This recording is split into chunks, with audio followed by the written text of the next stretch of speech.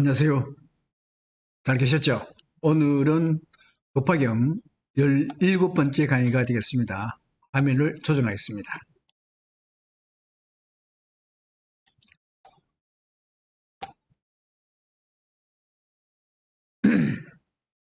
오늘 할 강의는 부품, 원래 이제 법화경은 28품까지 있는데, 정문이 1품에서부터 14품까지가 있습니다. 그래서 오늘은 부품, 수학, 무학, 인기품이라는 품에 대한 강의를 하겠습니다.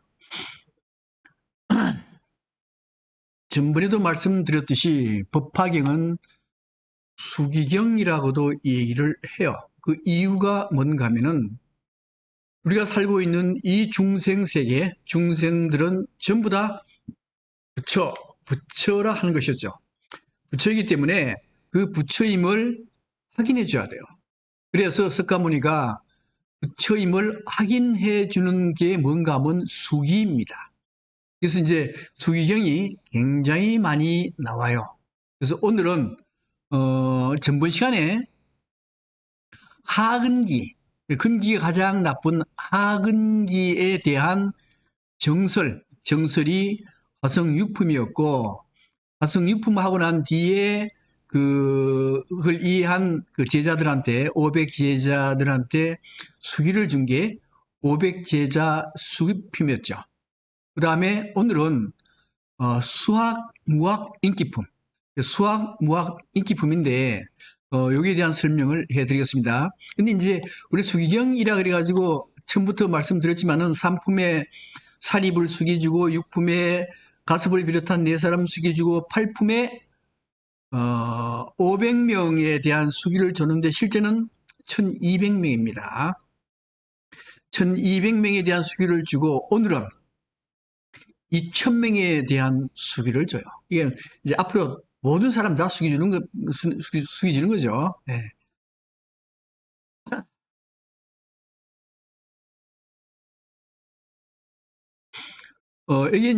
여기에 수학, 무학, 인기품이라 하는 것인데요. 수학이라 하는 건 뭔가 한번 수학은 아직 배움을 받아야 돼요. 배움을 줘야 됩니다.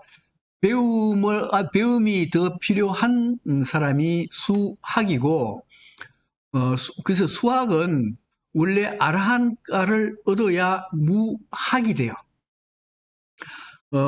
그 아라한가를 얻는 단계가 8단계가 있습니다.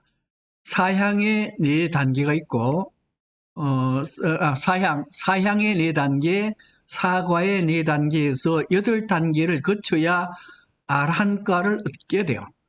아라한가를 얻게 되기 전 단계, 7단계.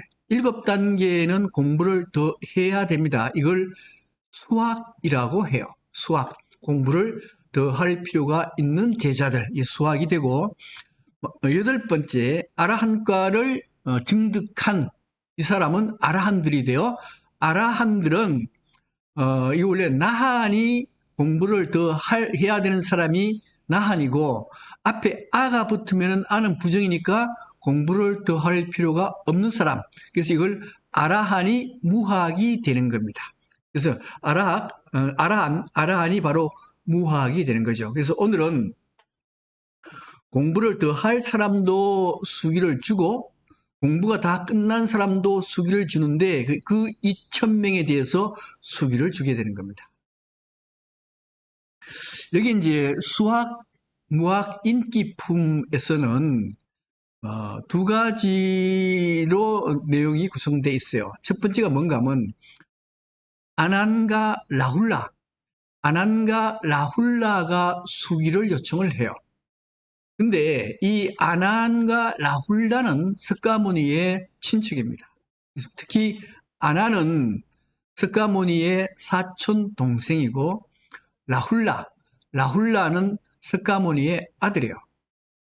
근데 이 수기 순서를 보면은 사리불이 맨 먼저 수기를 받았고 그 다음에 육품에서는 4명, 가섭을 비롯한 4명이 수기를 받았고 팔품에서는 500제자라 했지만 실제는 1200명이 수기를 받았습니다.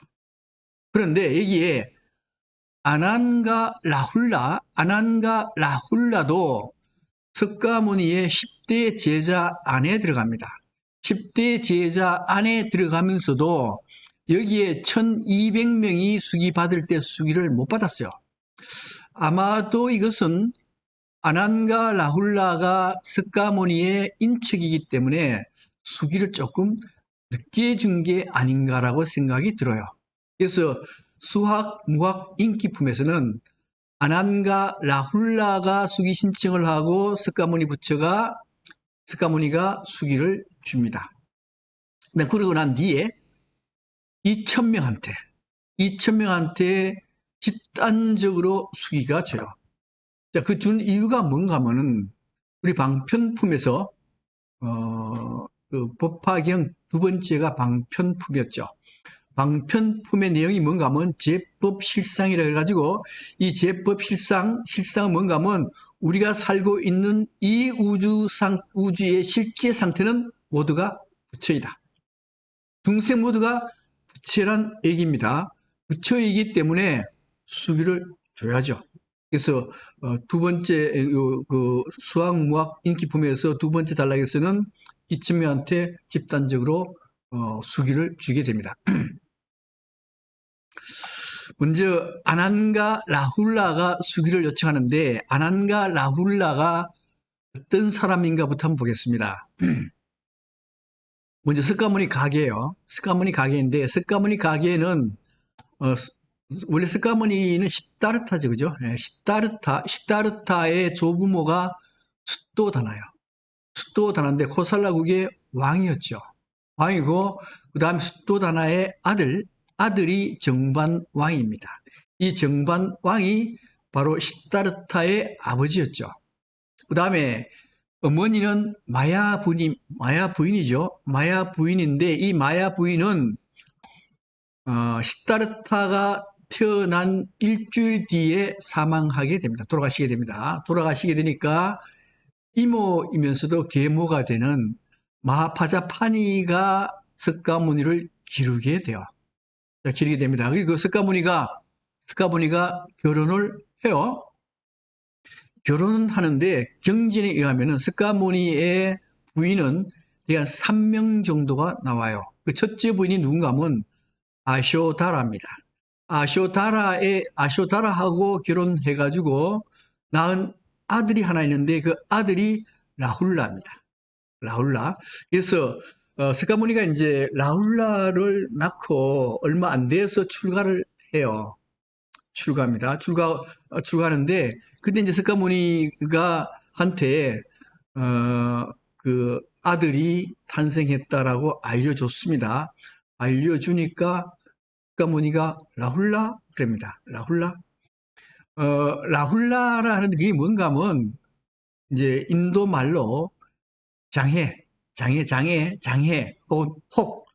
그래서 아들이 태어났다 그러니까 내가 수도 생활을 하는데 내가 이게 다른 사람들을 위해서 그 이제 불교에서 생활하는데 내한테 장애가 되는구나. 다른 사람을 제도하는데 장애가 되는구나. 혹이 되는구나.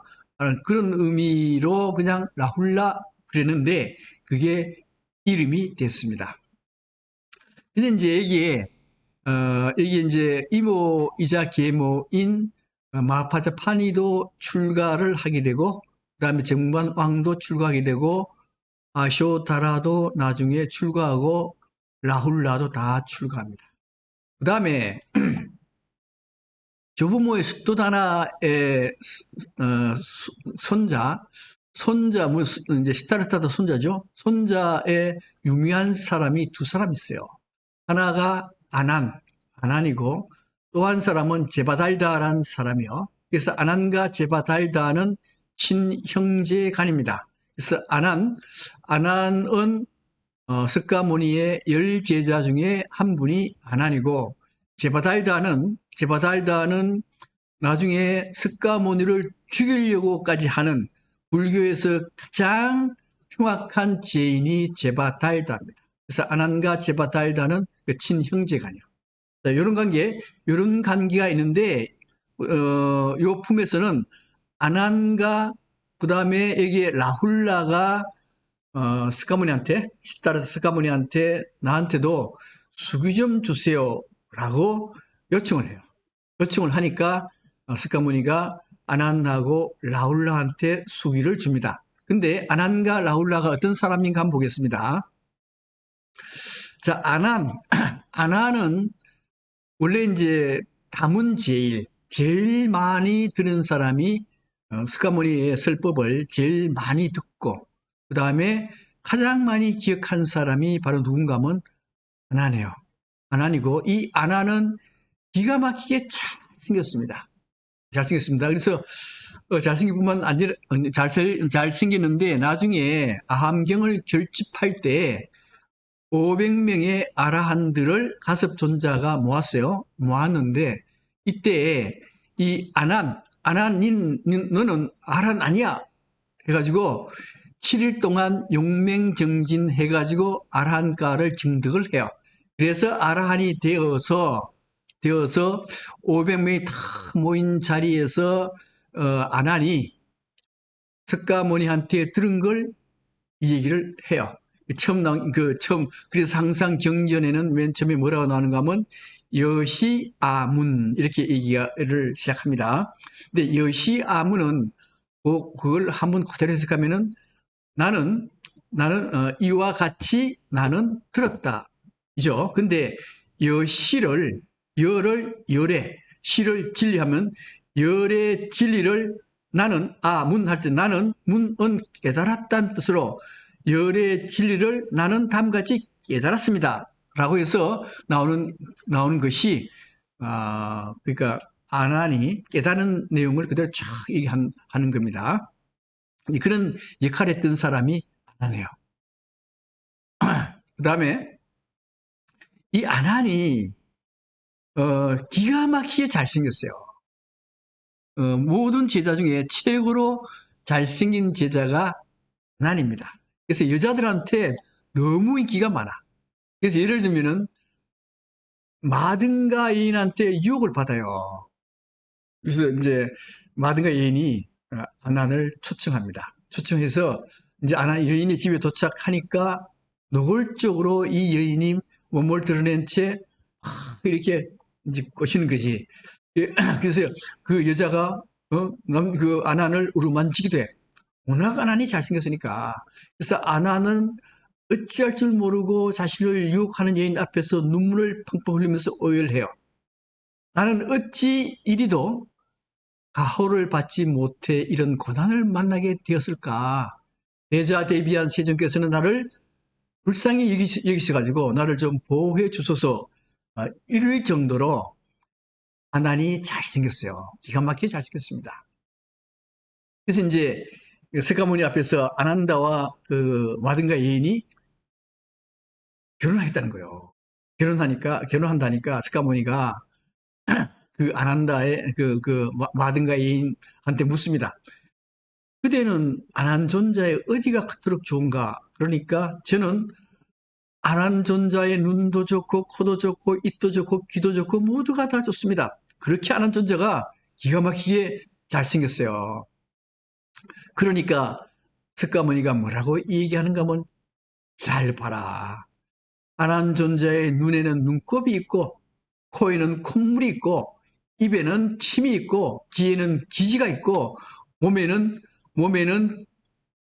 피고름이 있는데 몸에는 피고름이 흐르는데 그게 뭐가 좋단 말이냐. 이렇게 독설까지 해줘요.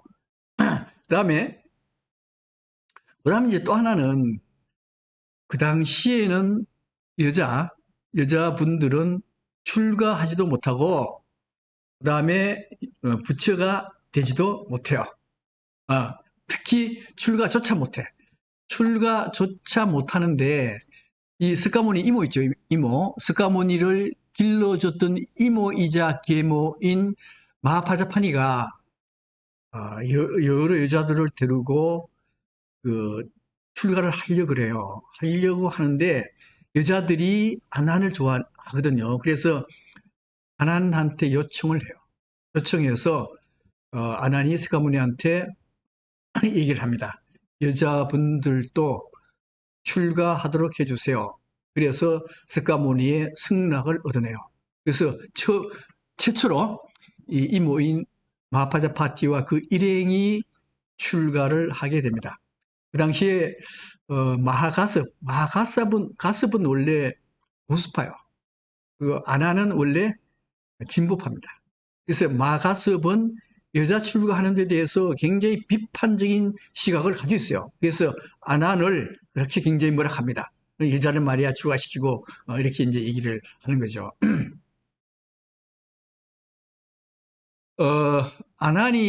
아난은 사실은 스가모니의 비서실장이에요. 비서실장인데 굉장히 공정하게 비서 일을 받습니다. 그 중에서요, 이제 붓다께서 받으신 가사를 저한테 주지 마세요. 이게 무슨 얘기예요? 이게 가사를 준다는 얘기는 후계자가 된다는 얘기거든요.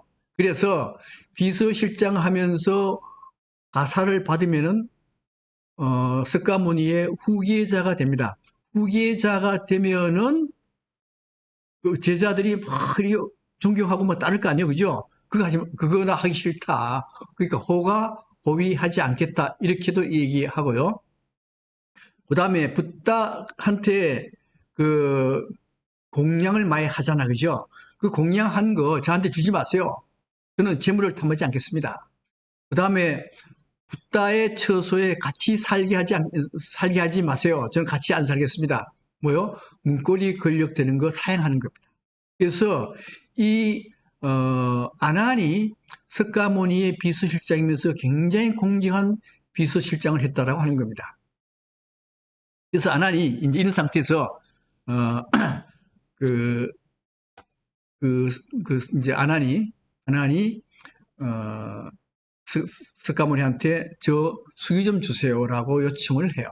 요청하니까 뭐란가 하면 석가모니는 원래 아난은 전생의 도반이었다. 같이 불법을 수행하는 도반이었다 하는 것이고, 그 다음에 이제 석가모니가 먼저 승부를 했는데 아난은 그렇게 성실하고 근면하게 수행 정진했어요.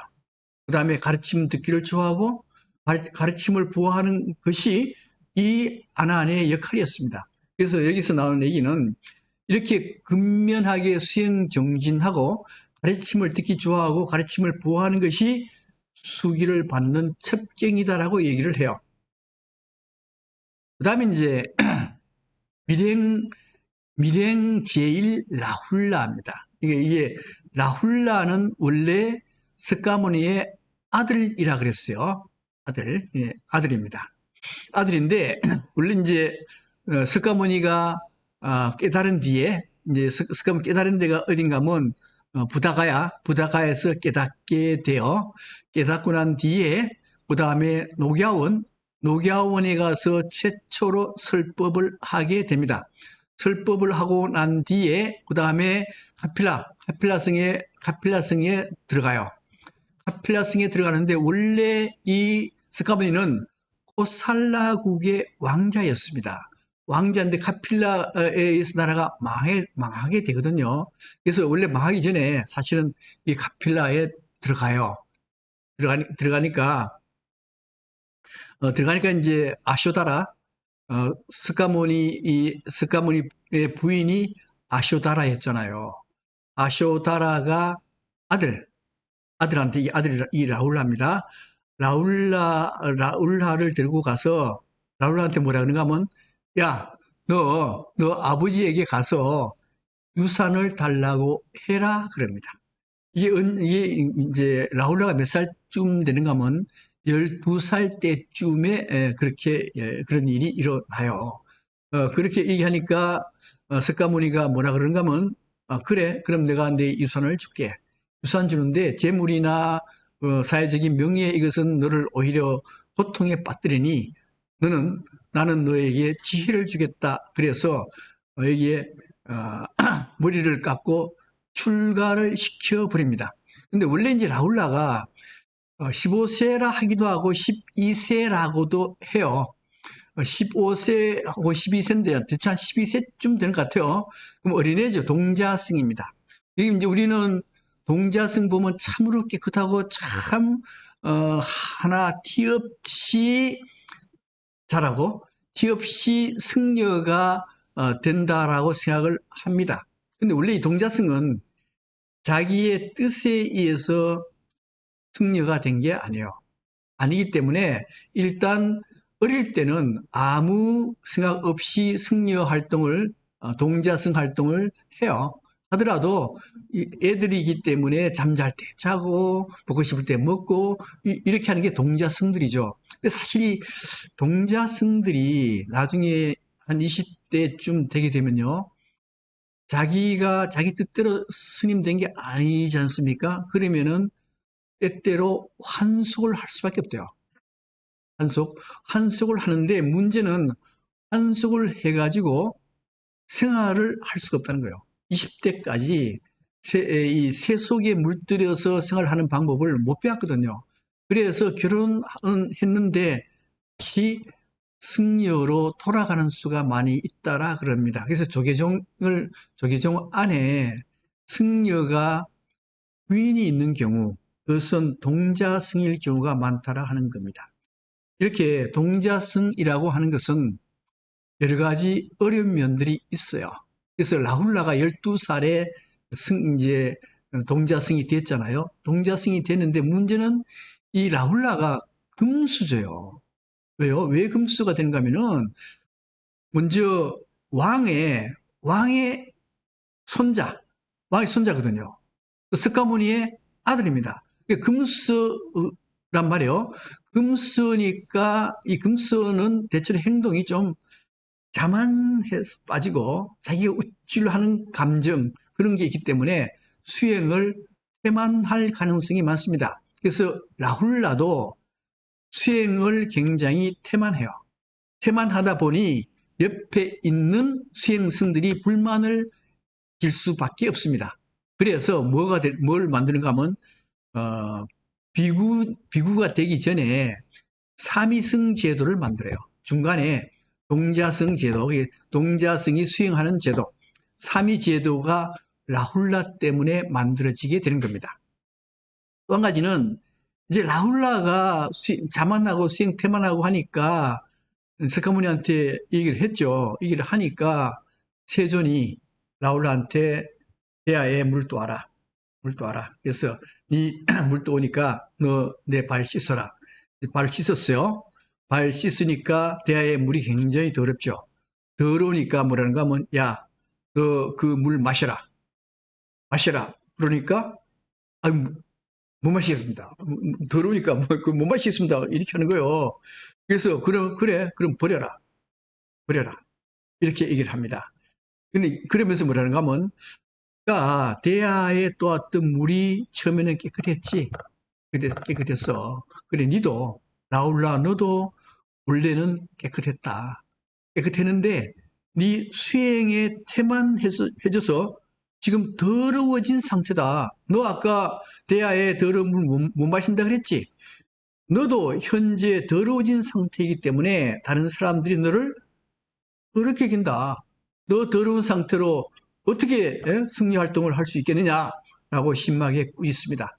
그 뒤에 라훌라가 정진해가지고 굉장히 정진해요.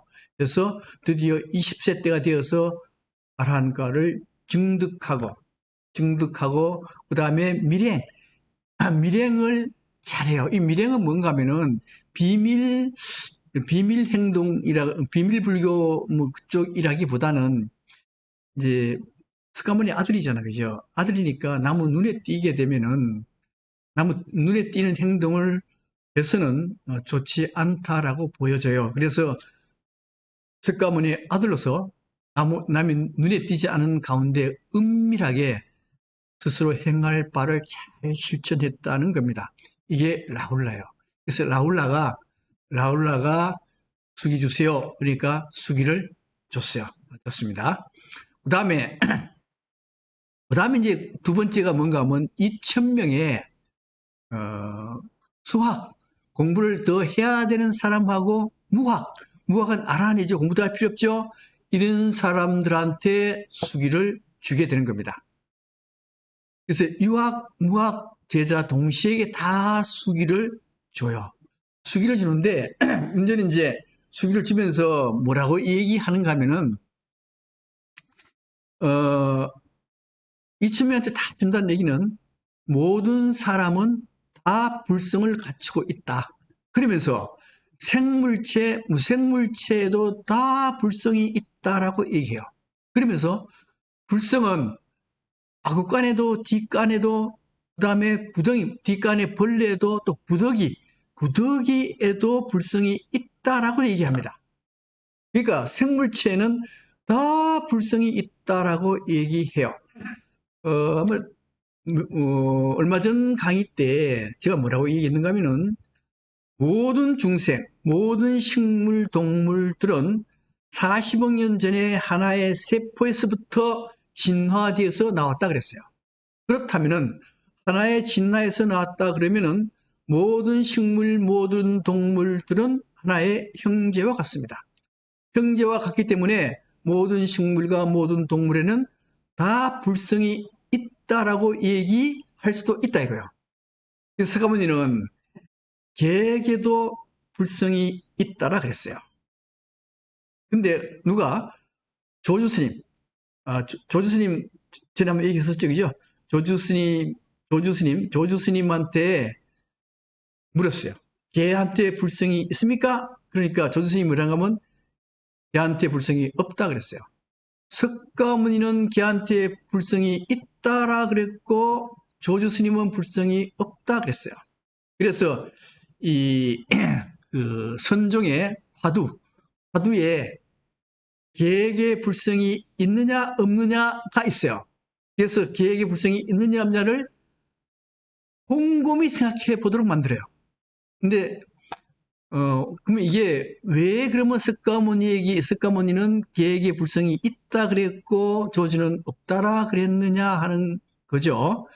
근데 이게 전번 시간에 이제 그 사람이 개로 환생할 수 있느냐 없느냐에 대한 걸 한번 얘기한 일이 있었습니다.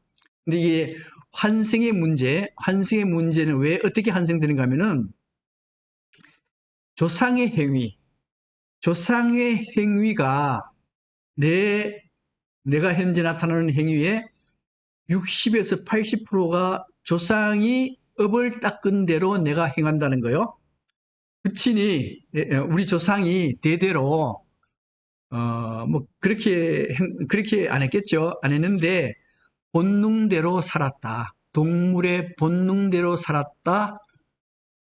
본능대로 산다는 게 뭐예요? 먹을 거 탐하고 여자만 탐했다 이런 뜻이잖아요. 그죠? 그러면은 나도 부모를 그대로 이어받아서 여자를 탐하고 먹는 것만 탐한다. 이게 얼마나 되느냐?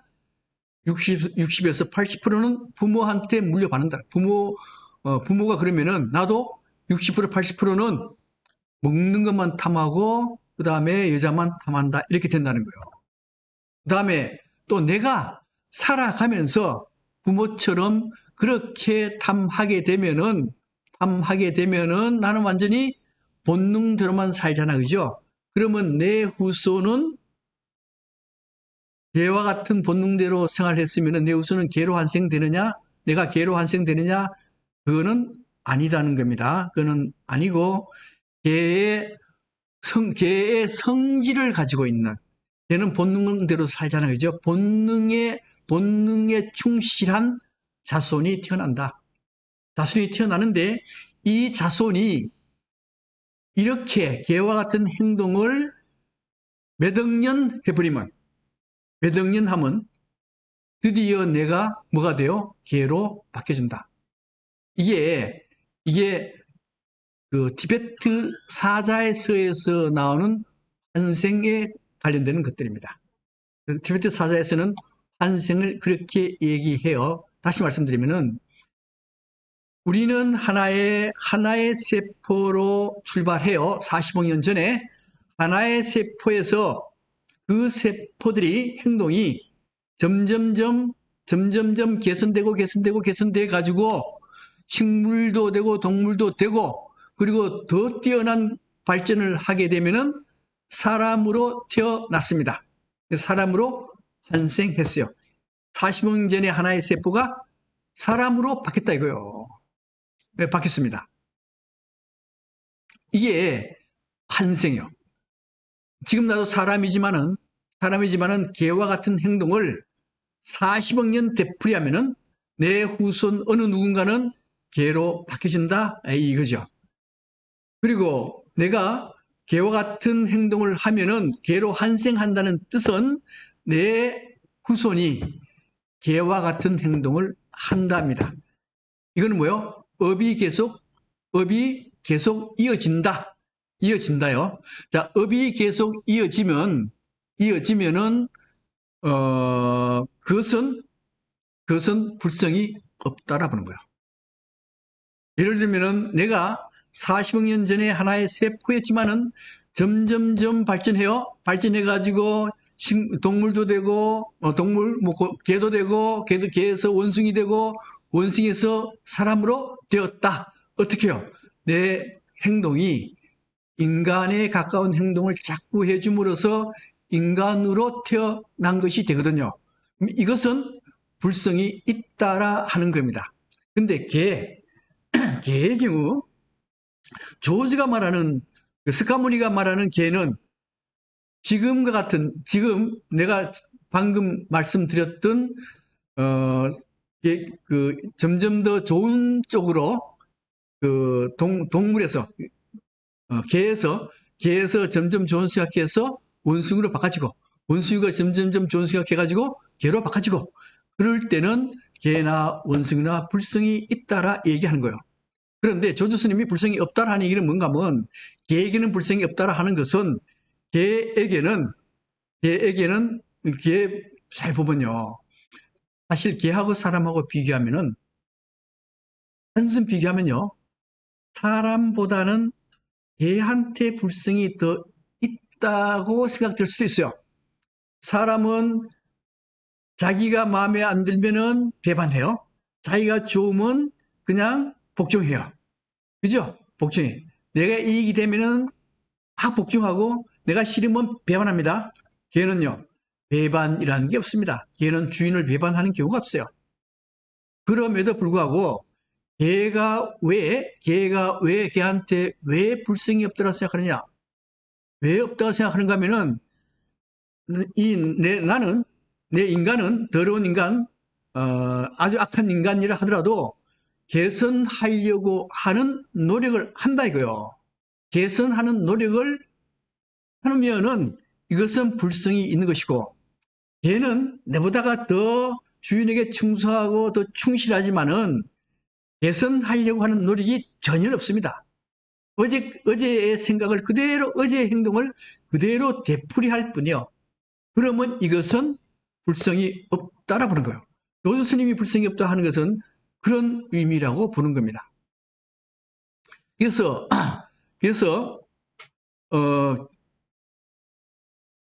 이제 여기에 모든 사람한테 다 수기를 줘요. 2,000명한테 수기를 줍니다.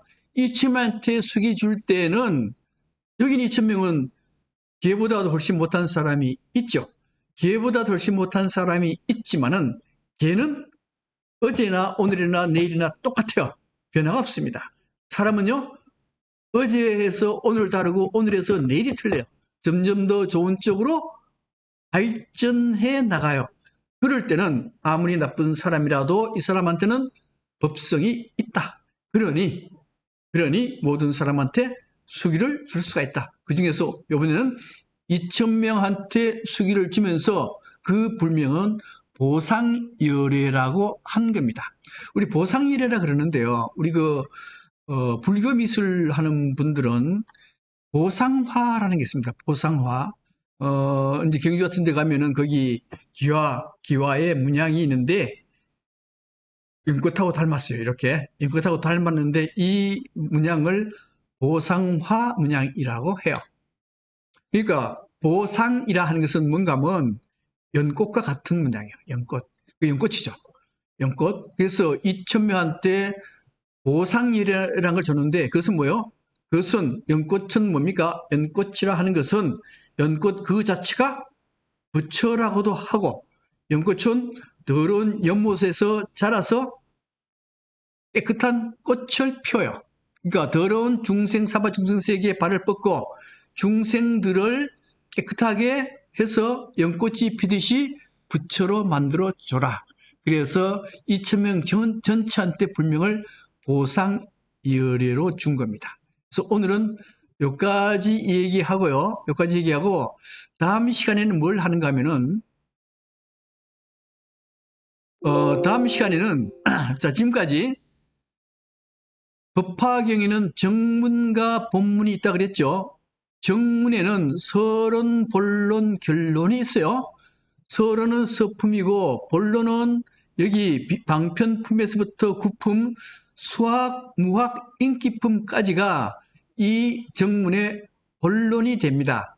그 다음 나머지 이제 결론이요. 결론이 시품인 법사품에서 14품인 안락형품까지가 이게 결론 부분이 됩니다. 그래서 이번 시간까지는 정종분, 본론까지 말씀을 드렸고 다음 시간에는 결론 부분, 유통 부분의 법사품에 대해서 설명을 해드리겠습니다. 오늘은 여기까지 하겠습니다.